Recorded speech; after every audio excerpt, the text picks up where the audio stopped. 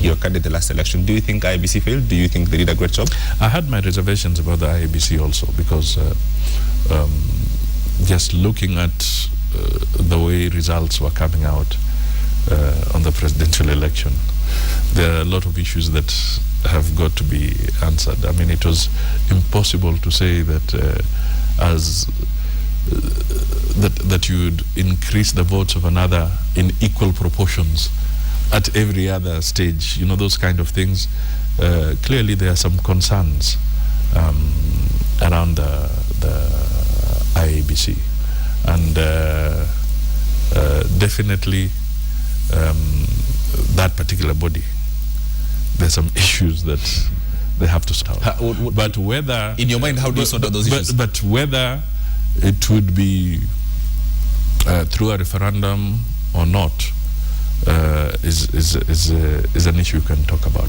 For instance, if you follow the law properly, and you said that let's all be honest as a nation and say that there were some shortcomings, can we do something about this one? Because remember, we removed the Kivuitu. It was not easy though. We had to go through a crisis, you know, and a commission had to be formed. It was a crisis. Yes, but you see, the Kivuitu commission was not removed through a referendum. It was removed through a different kind of method.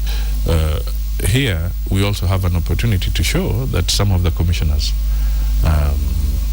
their terms are going to come to an end. The process of procurement was not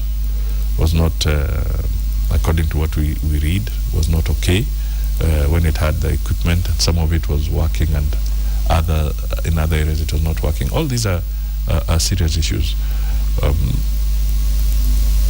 But as we go to as we debate the issue of the referendum, you must also remember that going into a new election, and then again you putting in place a lot of inexperienced people, we could still have a vicious cycle of an electoral body that is not able to perform. So we need to perhaps reflect a little more as we go ahead. That is the reform about removing the commissioners all in one swoop and dissolving it, or is there also another process? Have we looked at other alternatives?